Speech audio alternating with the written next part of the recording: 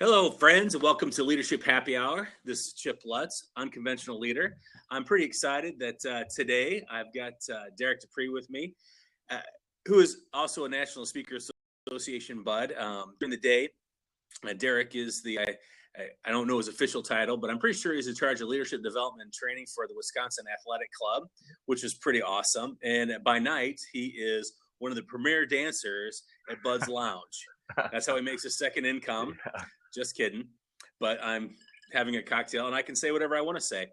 But what I like about Derek is he's a family guy. If you read any of his blogs, and at the end of the program, we'll give his web address so you can read some of his blogs. What I like about his writing is that he's a family guy.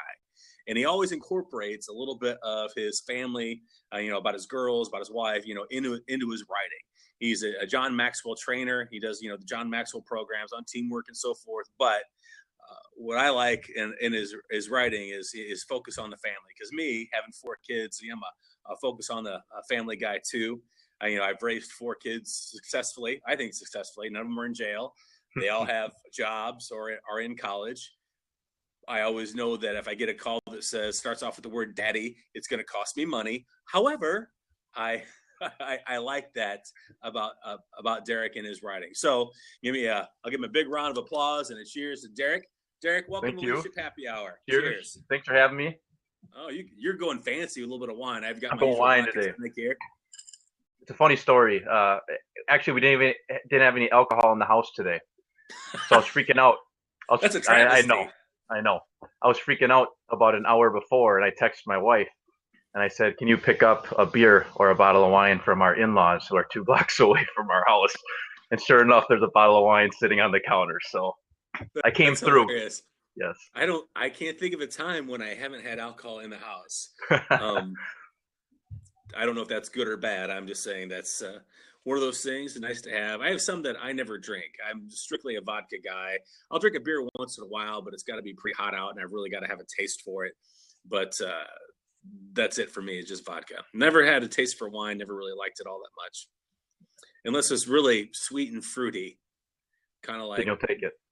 Kind of like me, yes. Yeah. So tell everybody a little bit about yourself, Derek. How'd you get into what you're doing?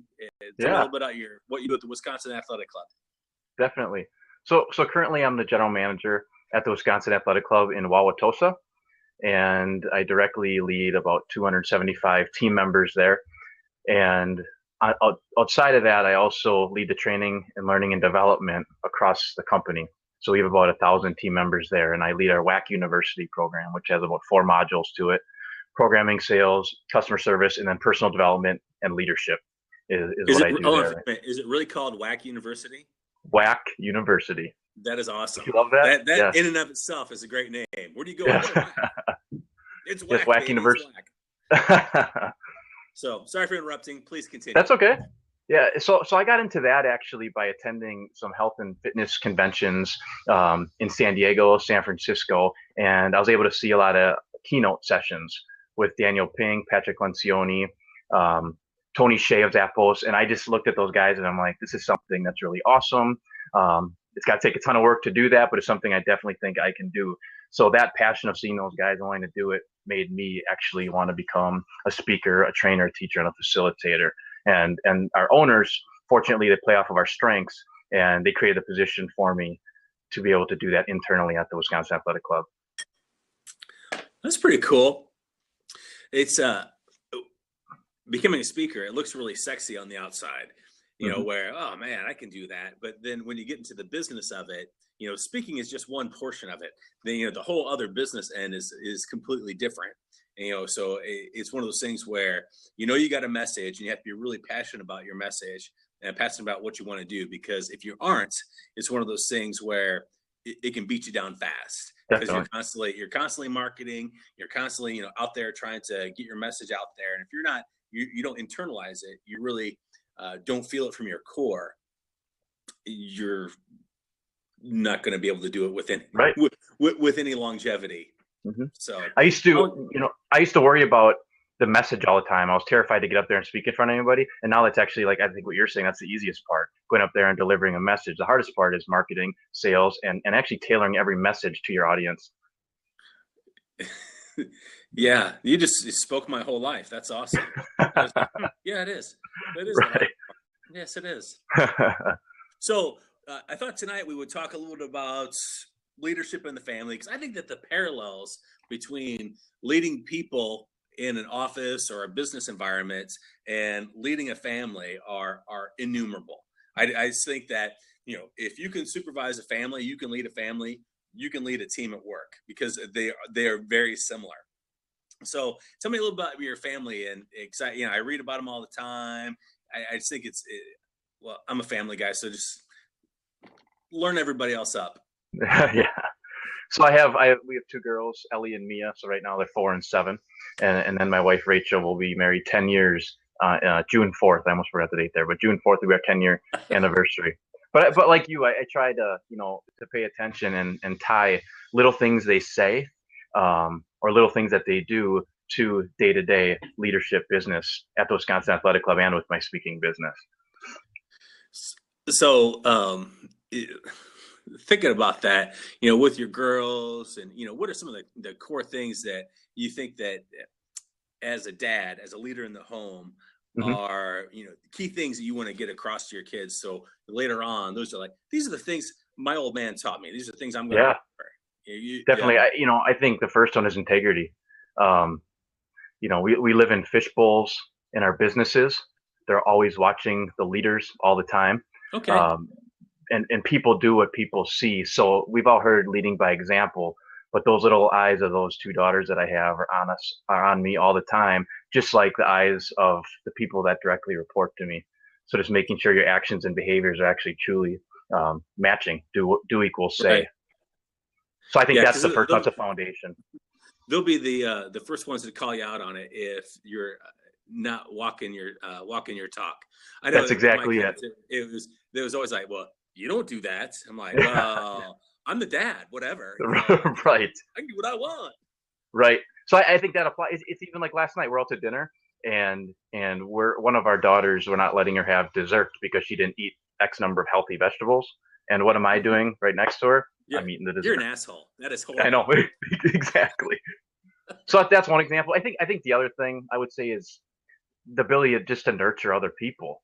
Hmm. I think in business we need to love our people before we love the position. And I think that's the same at home. And you talked about, parents in general. My dad was at every single basketball game that I played in growing up. My mom coached my little volleyball team. Even though we didn't win a game, she was there coaching our Right. team. So I think just, the love factor, nurturing, being there all the time is definitely something that carries over in business and in life as well. I really like that. That you have to love the person, before the position. I'm a firm believer. People first, mission second. Hmm. That you've got to really get to know people on a very real plane if you're going to uh, consider yourself a leader and or motivate them or connect with them on any way. That you really have to break down those barriers and connect with people. I never really thought about loving the people that work for me. I Yeah, try right. I, I try to like them, Like the people. There you go. yeah. But some of the people I've worked with are have been so, even though I might have been in charge, they were so integral in my own growth as a Hmm. person that they impacted me because I knew them as people.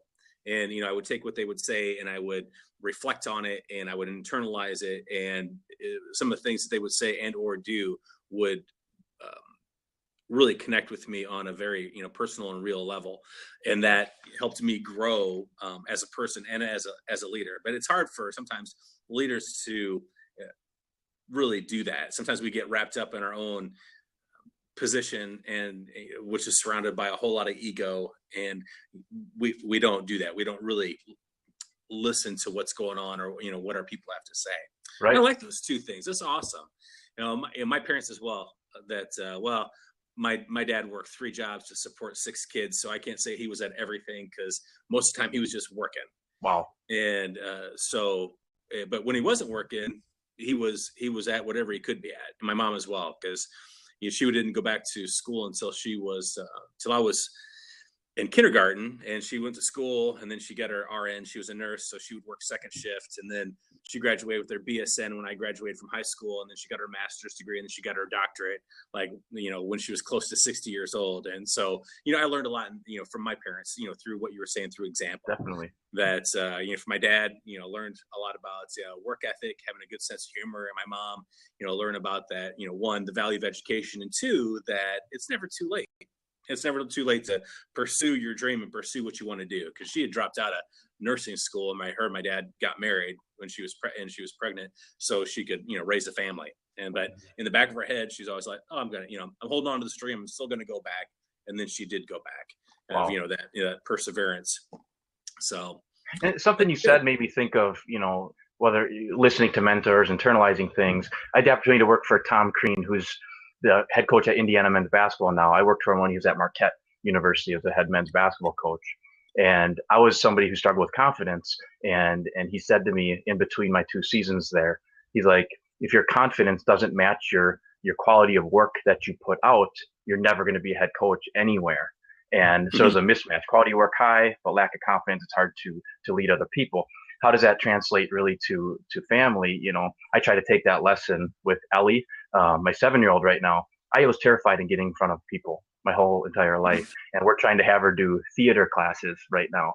And she has that terrified to get in front of people as well. And I try to use that confidence statement with her as well. And she's starting to grow and actually start enjoying it, through getting more confidence. That's good. It's an interesting. I'd never really thought about that. The confidence in, the work ethic and skill. Balancing out. I like that. That's good to have good mentors like that can share different things with you, make you grow a little bit, make you think a little bit. Cheers to mentors, my friend. Take another drink. Cheers to wine from Aldi. My wife loves Aldi wine. I don't drink wine, but that's where I'll buy it for her because it's just cheaper. I'm a big Aldi fan, period. Now, back in the day, Aldi was just the stuff that they would sweep up off the floor and then sell you. But now they've got a lot of quality stuff, and I would save like $100 a week shopping at Aldi because children. I'm a firm believer that children will eat a dog turd if you frost it. So it's one of those things, you can buy it, they'll eat it, good to go. That's true. That's all you need to do is have them eat it. So thinking about, with your kids, I know that one of the things it was really hard for me as a parent was looking at different ways to motivate my kids. Because each, just like with the people that you work with, everybody's got something else, something different that motivates them. And you have to break it down and you have to match, the little reward to, what they're interested in to get them to do it. What are some things like with your kids you found to be successful on, motivating them to get them to do stuff opposed to just, do it because I said so. I'm the dad. Right.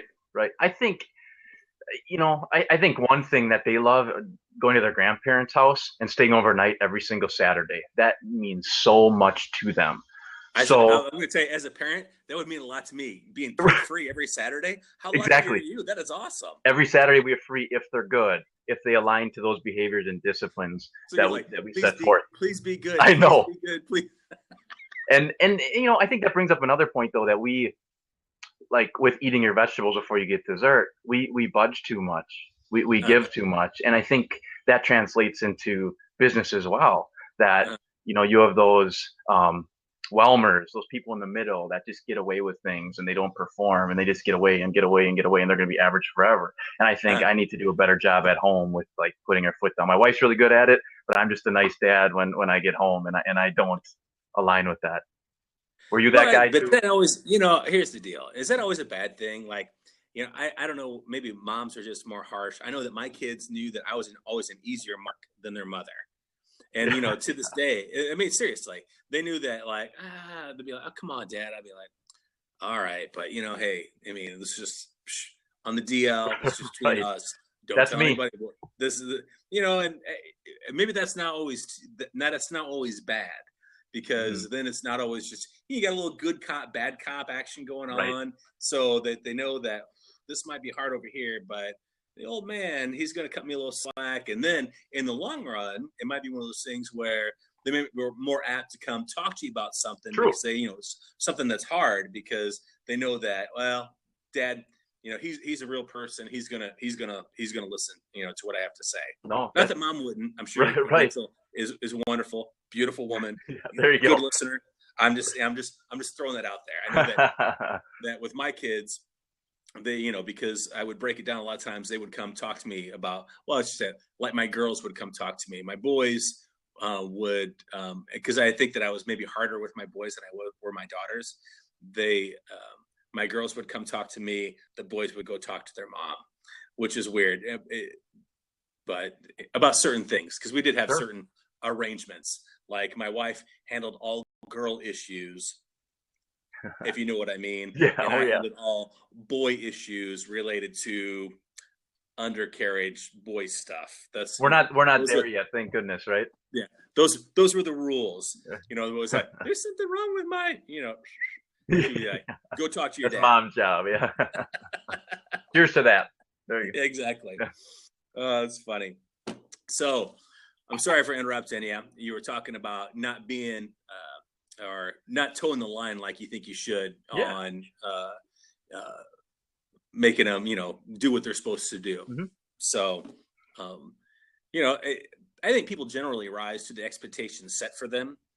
So with, you were relating it back to work on, people that you might be leading at work, that some people will never reach their full potential because they just, are, what did you call them? In the middle people? Whelmers, I call them. Because the underwhelmers, they're going to weed themselves out. The overwhelmers are going to be awesome, but it's the whelmers, that middle, that's just, I think, a challenge. Underwhelmers. I like that. Whelmers. I've never heard that before. Whelmers. I think I might have made that up.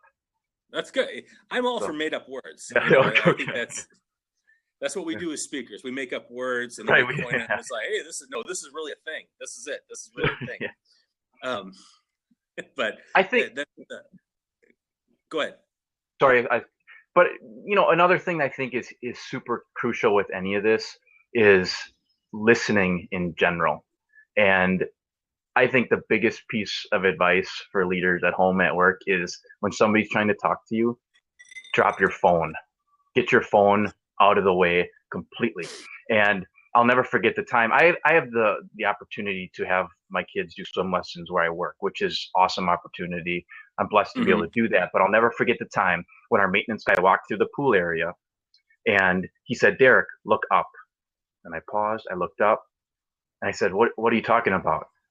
And I looked again. He said, "Derek, look at all those people." He said, "Not one of them is watching their kids swim. Every single one of them is on their phones." And that's the moment that it hit me. It's just like, you snap your fingers, they're not going to be doing those swim lessons there anymore. They're already not in the daycare anymore when I go down there. So it's just it was a really big wake up call for me. The giddy up cowboy on that. That's it's hard for me. My eldest daughter is 24 and is married and has a child, and it goes so fast. Yeah. It honestly does. People will tell you that when you got young kids. I don't know, the older people, they'll have their gray hair, they'll be like, "Oh, hey, Sonny, it's going to go fast." And you're like, yeah, whatever. You just nod your head. I can't wait for them to turn 18 so I'm free. And then they turn 18 and you're like, oh, man, I really miss them. I wish they were around again. So it's interesting that you say that, because I see that a lot too. And I see a lot of work as well. Like you said, people, just putting down their phones, looking away from their computer, actually being in the moment with the people around them. And I've said this before, that I think the best present you can give the people around you is your actual presence. Definitely. That, you're not looking at your phone, you're not looking at your computer, you're actually, in the moment, in that conversation with that person. I completely, wholeheartily agree with you on just listening and being in the moment with the person that you're with. If we just, that's it. That's really all there is. And so I took that example, and then because I failed at it, I'm still bad at it. That's something I still need to get better at. But what I did is I just scheduled a daddy-daughter day where all that we did is we played together, and we had a sleepover that night in our basement. They're so excited about that. And she turned and looked at me and she's like, "Daddy, that was the best day ever." And all we did is we played, we hung out, didn't spend a lot of time on our phones and things like that. Yeah. My youngest daughter, Abby, she's in Columbus, Ohio right now. And when we're going to get together, it's like, well, she calls it Dabby time, Dad and Abby time. I think I need a little Dabby time. We can do this, we can do that. It's her agenda. Yeah, exactly. Yeah. I like with her, I watched all seasons of Gossip Girl with her. Yeah, that's love right there. I'm going to tell you right there. That's love. That, but you got to meet you've got to meet people where they're at. That I couldn't expect her like I would with all my kids. I think there's some things that they needed as a baseline to connect with me. So I would make them watch like Steve Martin, the Jerk. I would make them watch that. So because it's a baseline movie that we're going to connect on. With my Definitely. sons, it was the Godfather series. I'm going to make references to this. They're not going to make sense to you unless you watch the movies. Right. So there are certain things, but then on the opposite end, looking for things to connect with them on, like watching Gossip Girl. I can't believe I watched. I don't even know how many seasons. I think it was like 6 seasons of that. So that's what I look forward to. Yeah. Well, yeah. I got sucked in. I got sucked into the Gossip Girl vortex. So even to this day, there was a character on the show that was named Chuck Bass, and he was kind of a shady character. So I would text my daughter, WWCBD. What would Chuck Bass do? Anyway. But I think let me just touch on something with that. You talked about connecting in that situation, and it reminds me of a mentor that I had. His name is Jim Boylan. He's right now, for any basketball people out there, he's the top assistant for the Chicago Bulls, and he was my mentor with the Milwaukee Bucks. I started as a video guy, and video guys are just there to grind it out a lot of times, break down all the edits for the coaches, stare at the computers like crazy for hours and hours and hours and hours and hours. And he was the first coach that would initiate movement towards my world. He came to see me in the video room, develop a relationship, the first one to see my potential, my goals, my dreams. But it made me think of that story with your daughter. It's like you initiated movement to her world. And those are the people that you're ultimately going to remember. Oh, yeah. I mean, that's why it's policies, plans, procedures, at work, they all fade away. The people you remember are the people that made an investment in you. Definitely. I mean, that, they just like you were saying, he came up, to see what you were doing. I mean, those are the people I remember. I don't remember anything else. I remember those people that took the time to know me as me. And, they weren't afraid to tell me if I was messed up or something wasn't exactly right. But I always would accept whatever they had to say, because it wasn't just, they were just throwing advice out there willy-nilly because they were the fountain of all knowledge. It was because they cared. Right. And they took the time to actually know me. So, it's pretty cool. Especially we'll shift gears a little bit here on looking at the parallels between parenting and supervising people. That one thing that I think about in motivating our kids, and I think that their mother did a really good job on keeping them motivated. They had jobs before school, they had jobs after school, and she knew what motivated them and how to get them to do it. So she had a certain reward system for getting jobs done. At first it was just putting marbles in a jar, and when they filled the jar with a marble, then they got to pick whatever their prize was, whether it was going to ice cream or whatever. And as they got older, then she did a really good job of, she had a sheet, and that sheet was in a spreadsheet, and each job was worth a certain amount of money, and that if you did that job, then you would get, at the end of the week, you'd get certain amount of money. So my youngest daughter, she's very business minded. So what she would do, she would get up earlier than everybody else and do all the jobs that were worth the most amount of money. She would just like go through and mark about. So at the end of the week, she was making bank. I mean, she was doing, everybody else is like, I'm not making any money. I'm like, well, you got to get up earlier than Abby if you're going to make some money. It's just the way it is. Right. So it was always one of them. It got to be a little bit of a competition on, who could do what. And, it became less about the money and more about the competition on who was going to do better at the end of the week. So it's, she did a really good job on, looking for ways to keep them motivated to, do a little bit more, which, transferred a lot into their work ethic as an adult. One, they always had jobs they had to do, but two, that if the job wasn't done right the first time, you had to redo the job. That it was a quality thing. Is that quantity is all right, but we never sacrificed quantity for quality. If it wasn't done the right way, you were going to do it again, and usually it was just on your own. The money went away, and you just did it for free, just the way it was. So, right. I keep them motivated. Yeah. No, I think on the motivation thing, we're big on giving and rewarding in different things. Mia, come say hi to the camera, Mia. No? Oh, come on, it's about parenting. Um, but I She's think like, another "You're on I, your own, Dad. yeah, go You're on your own." upstairs. I think another part of it is just rewarding the feeling that they get by doing something good. For Hmm. example, when you exercise, most people feel better than what they did before they exercise. When they do I something never good, get it. right, So I you always feel might like feel somebody beat me with a stick. Well, I'm right, 50 right. years old. I'm not young like you. I'm 50. Yeah, It's like, right. oh man, I feel like somebody beat me with a stick. So yeah, but please continue. But no, but rewarding the feeling, sharing with them like, wow, you completed that theater practice. Doesn't it feel just awesome to be able to Right. achieve that or be able to memorize those lines? How does it feel to do that instead of always Hmm. just giving something tangible and working towards that? And like any praise, being specific and immediate, I think it is crucial as well. You got a little prop here from Jeremy Angle. Always enjoy listening to Derek. That's nice. Jeremy, you're a Right. stud, and that's an Iron Man right there. That's cool. That's cool. You got a fan on. That's cool. Um, One of the things I've always found was, you have rewards and motivation, but yeah, you also have, in the home and at work, you sometimes you got to do the whole punishment thing. So, how do you work punishment? We give too much. We give in too much. That this is a huge area for us. Or should you Um, say you give in too much, Rachel yeah, doesn't? yeah. I think that exactly the punishment though. Like I said, it's the Saturday nights not going to grandma's house. Uh, It's not playing with their friends after school. okay. It's no TV. It's no. They don't necessarily have phones. They have old phones, so they're able to play some games on the old phones that aren't connected. But it's just stuff like that. Those are their four top things, and that's Mm. how we punish them is by taking those tangible items away from them for the most part. Oh, um, you're a lot nicer than I ever was. See, I remember with my eldest daughter, she must have been in fourth grade, I think. And her mom gave me a call and said that she'd gotten in trouble. She was a little bit of a bruiser.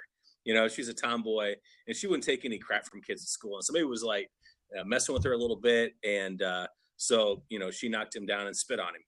And so her mom called me and was like, well, Victoria got in trouble for, spitting on some kids at school. I'm like, all right, I'll take care of it when I get home. So I kind of thought about it all day. It's like, how am I going to handle this? I mean, one, she was sticking up for herself because, in that school, she, like grew up kind of a chubby kid like I did. So sometimes you get kind of picked on a little bit. And so I was like, Mhm. I was a little bit empathetic on that. I was like, all right, so, how do I handle this? So when I got home, I sat her down. I said, look, I said, we don't spit on people. It's not just what we do, and that's the long and the short of it. You don't spit on people. You have to find other ways to deal with the situation. I said so. As punishment, I'm going to give you a couple different options. First thing you can do. I gave her a choice. I said first thing you do. I had to find a regular coffee can. I said you can take this coffee can and fill it full of spit, or you can write me a 500-word essay on why you shouldn't spit on people at school. And first she took the whole coffee can. I'm doing the coffee can. Spit. So Yeah. it sounds so awesome, doesn't it? I Right. can fill this thing with spit, Yeah.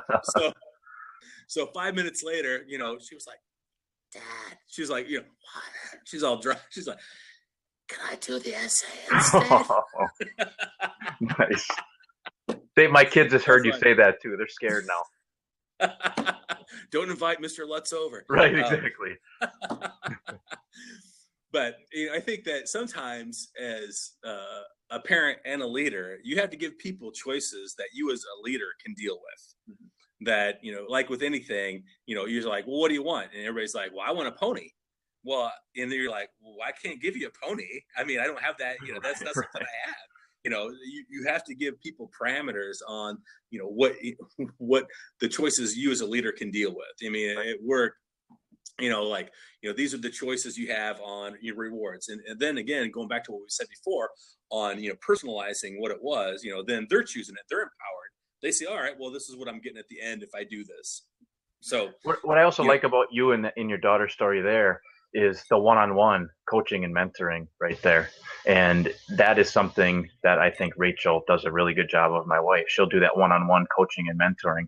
with Hmm. our children, and pull them aside and talk through those scenarios at school that you hear from the teacher happen. And Right. that goes a really long way. And it's just like that at work. You don't do that in public in front of everybody at the Right. front desk. You do it privately. It's what I always talk to my son about is that I always took what I called the reasonable man approach. That I could be like, and I'm not, saying anything negative about my dad. My dad was awesome. He was a phenomenal man. But he would have a tendency to be a little bit of an a-hole. He would he would blow up, and then afterwards he'd be like, ah. But when he would, after he calmed down, he would always be a little more reasonable. It's like, hey, why don't we look like this? And so with all my kids, and I think what people fail to realize, and kind of going back what you're talking about before on the whole connect with people as people, is that when you break it down and talk to them as human beings, it's a much different dynamic. It breaks down. There's this concept, I'm sure you're aware of it, psychological size, where people in our leadership positions sometimes seem larger than the people that are below them. Yep. Anything you can do to level that out, it increases two-way communication. So with my boys and my girls, I always tried the reasonable man approach. Is like like with my son, I remember he started high school, and it was a Bill Gates charter school. So it was only 100 people in each class. It was, and he was in Spanish. Now, he'd already had 3 years of Spanish before this, and his midterms came out, and he was getting an F. I'm like, well, reasonable man. I could have, it was blown up. I'm like, you're getting your crap together. I was like, well, why are you getting an F? He's like, well, I've never really had to study before. I said, so let me get this straight. You're not studying at all. He's like, well, no. I said, well, what do you think would happen if you just studied a little bit? Say you just torqued it up to 10%. What do you think would happen? He goes, well, I'd probably be doing good. I'm like, yes, you really would be doing good. Why don't we try that? Right. So, that's all. And your ability in that situation to stay calm. And I think that's something I do very well at work, is I stay calm in situations. I don't yell at my staff for the most part, but when I get home, it's a different story. I'll stay calm with my kids, but maybe with my wife, I'm not staying calm. It's like you got Tourette's. You hold it in all day, and you get home, you're like, and I let it. Exactly. My wife always reminds me. She's like, "You wouldn't talk to your people at work that way," which is true. So. That's so funny. More to work on. And you know what? Yeah, I look at this as leaders. We're all works in progress. Nobody's got a foothold on all things leadership, and that the fact that whenever you can stop and say afterwards, because we all do stupid things at work, at home, it doesn't make any difference. I mean, we all make mistakes, but the real mature leader will stop and say, you know what, that didn't go exactly how I wanted to go. How could I have done that a little bit different? Right. If they're really reflective and humble, they'll go back and apologize. If not, they'll just I'll just shift router a little bit next time. I'll handle this a little bit different, because hindsight's 2020. Just that we live in a busy world, and a lot of times we forget to actually take that time to kind of do what we call in the military an after action report. It's like, all right, what went well about that? What didn't go well? What can I do a little bit different next time to get a different result? So I think that's so funny that you said that, because a lot of times, because we know the person just taking some alone, right? Just taking some alone time in between those situations is key.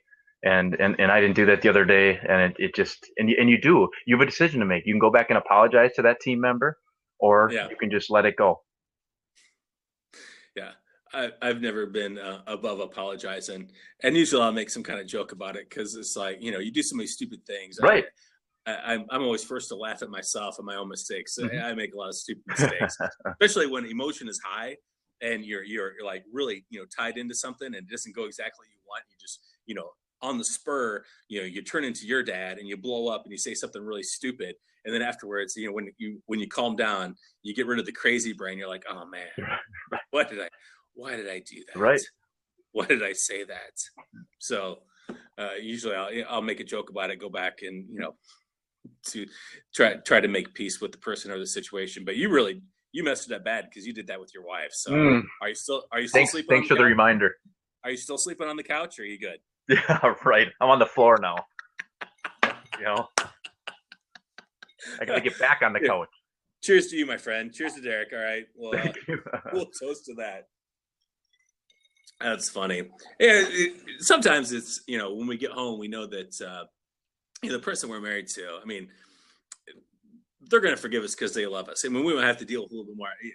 It's like that one safe place where we can expend a little bit of emotion, and that's what I try. I tell my wife Gwen, it's like, I said, just cut me a little slack. It's really not about this situation. It's really about something else.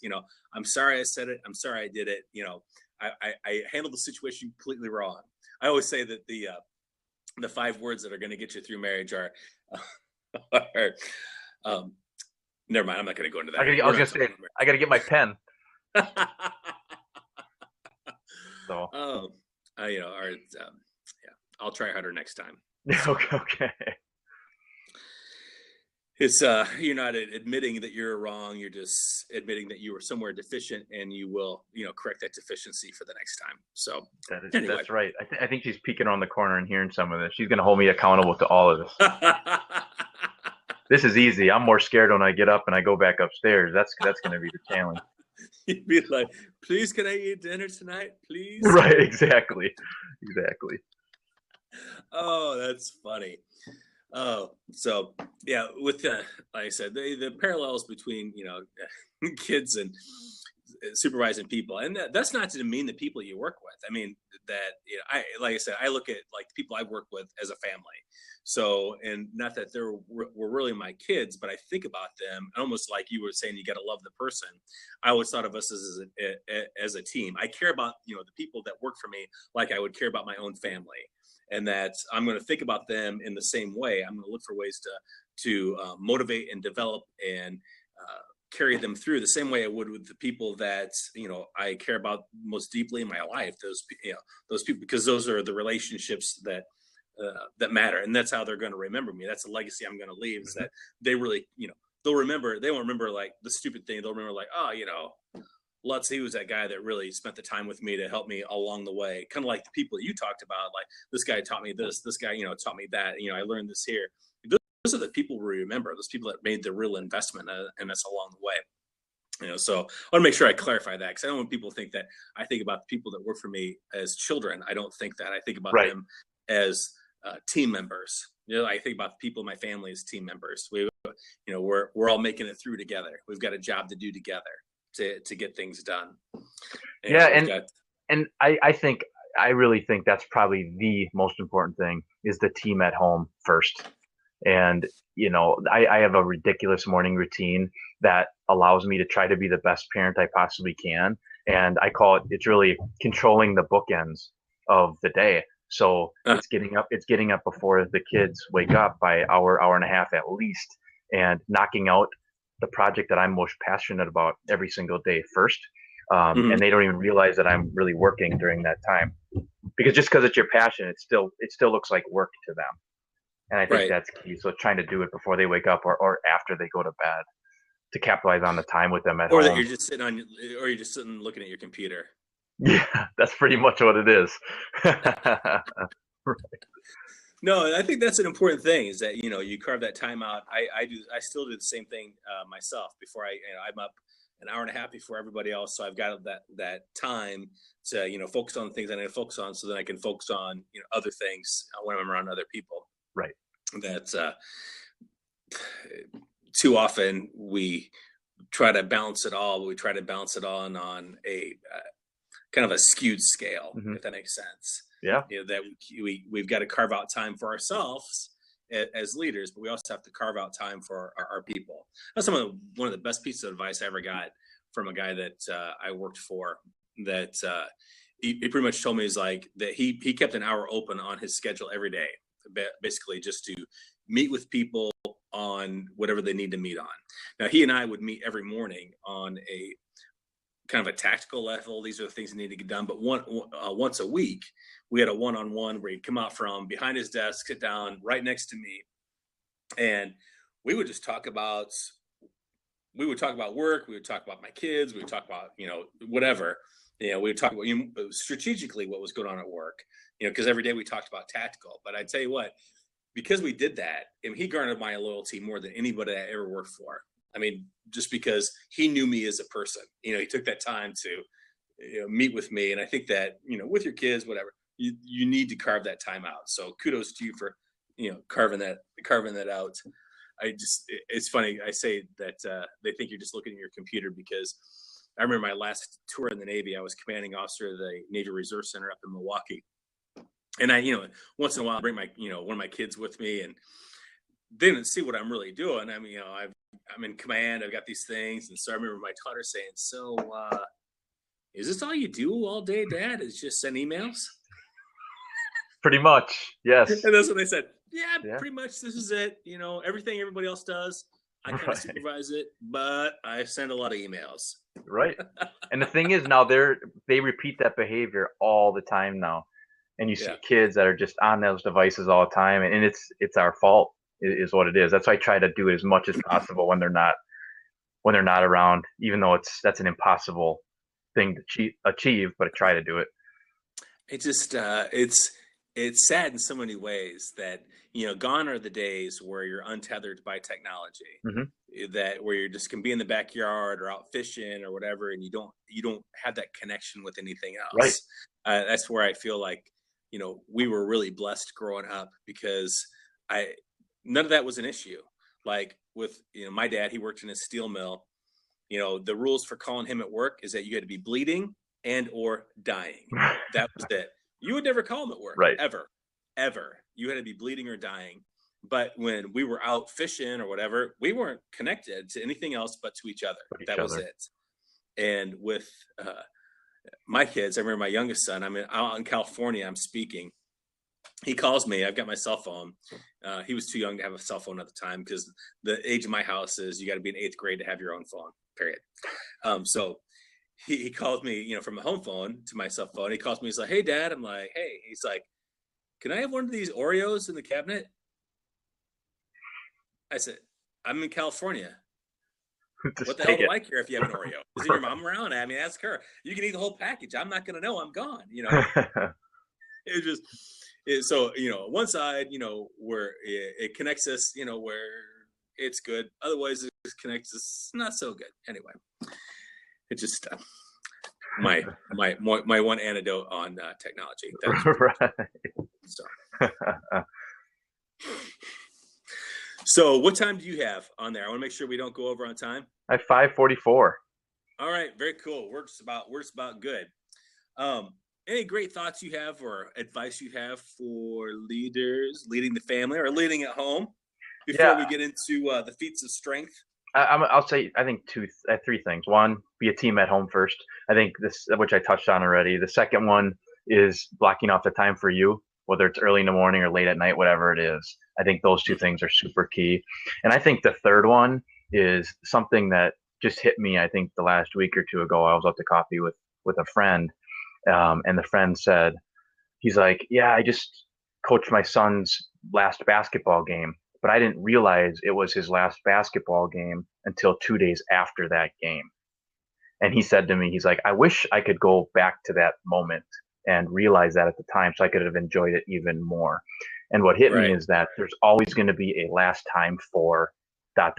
whatever that is. And what it made me go a little deeper was like when I try to take my kids to school every day. That's just important to me. It's one thing I can control. And one of my daughters, my 7-year-old, doesn't hold my hand across the street anymore. My 4-year-old does. And I don't remember the last time the 7-year-old stopped that. And it just makes me think like there's a last time for everything, and cherish everything you possibly can, obviously with your family, at work, wherever it is. You're gonna make me cry. That was. I'm getting a little misty. That was well. I mean, it honestly, it is exactly like that. That you don't realize it when it's happening, and then one day that you're looking back, and make it, like you said, it impacts all facets of your life. Mm-hmm. That this isn't a dress rehearsal. This is it. Exactly. This is it. I mean, this is it. And we live on this scale of I'm gonna do it. I'm gonna be happy if, I'm gonna be happy when, tomorrow. But, we're not guaranteed any tomorrows. We're not guaranteed anything else. Is that all we have is this right here. All you have right now is me. Derek, oh my God. In this moment. There's gotta be more. You're like, I need to go spend time with my kids. Yeah, right. You've just depressed the hell out of me. be like, I'm out of here. I've just wasted 50 minutes of my life. I need to go spend No, time with the kids. No, no, that's good. That's a very good thought. Thinking about, things you've mentioned during the course of our time together on one, the investment that we make in other people being so paramount that, we've got all these different things we can worry about, but the things people remember are the one-on-ones, the things that you mentioned, like, the coaches and the mentors that you've had along the way that, have meant something to you, whether, you're using, doing that and using that one-on-one with your kids, you're doing with the people at work, it doesn't make any difference. The fact is that we need to take the time to do that. That's, life is busy. We live in a busy world, but we need to, disconnect from all the, the superfluous stuff and connect in with the people around us, and really listen, like you said. Very good. Profound thoughts, my friend. Thank you. Very good. Very good. Cheers to you. Well, thank you. Thanks again for having me. Yeah, I'm your water. I'm near the end of my vodka tonic, so I knew we were getting close. Okay. All right. Very much like always. If we were at a bar, I would, during happy hour, I would challenge you to do something very stupid and maybe dangerous. But since we're in the comfort of our own home, I can't really do that. So I'm going to ask you random questions from my Over Stuff Would You Rather book, and I expect honest answers. All right, I'm going to flip through randomly. All right. Ooh, okay. This is a good one. Derek, would you rather cut off the tips of your fingers with a bandsaw or consume in one seating 300 Three Musketeer bars? How many Musketeer bars? 300. 300 Musketeer bars. My in-laws own a candy store. Oh, so I don't even like Three Musketeers, but I'm really attached to the tips of my fingers. Right, okay. All right. Well, I'm not going to ask you that one. That was a little too sexual, and your kids are around. So, All right. Would you rather, as a child, Derek, be reared by Britney Spears or K-Fed? Britney Spears. There we go. I'm not going to ask why, because I have to assume it's something to do with suckling. Rapid fire.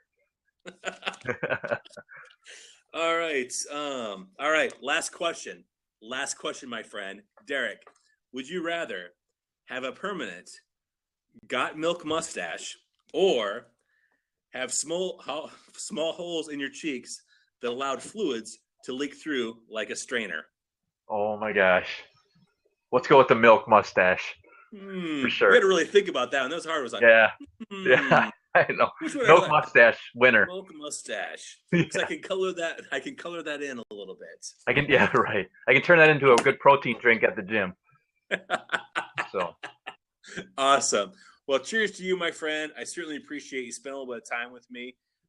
If people want to find out more about what you're doing and what you do, where can they find you? Yeah, I would just direct everybody to my website. That's www.derekdeprey.com, and I'll spell it out. It's DEREK, and last name DEPREY. .com. All right. And like I said before, if you're looking for some really good reading, I love the way Derek writes. Almost so much that I hate him for it, because I read it and it's like, man, this is really good. I wish I would have wrote this. This is fantastic. So, I mean, go to his blog, read his stuff, and you've got a newsletter they can subscribe to, correct? You got it. And every single Wednesday morning before 6 a.m., before the girls wake up, I have that thing in your inbox, and you can subscribe right on the website. Again, go to my website, and there's a blog tab on the top right. I'd love to have you on there. I get it. I love reading it. I love, like I said, I enjoy what you write because it's very real. It's honest. It has got the family flair to it, and I can apply it to things that I do. So I appreciate your time. Thank you so much. Thank you for spending a little time in Leadership Happy Hour. I am Chip Lutz. You can find me at www.unconventionalleader.com. That's unconventional with one L, and then leader with another L, two L's in the middle, .com. So I appreciate your time. Cheers to you, my friend. Thanks again. Thank you. I'll catch you on the flip side. I'm going to sign off now. Thanks again.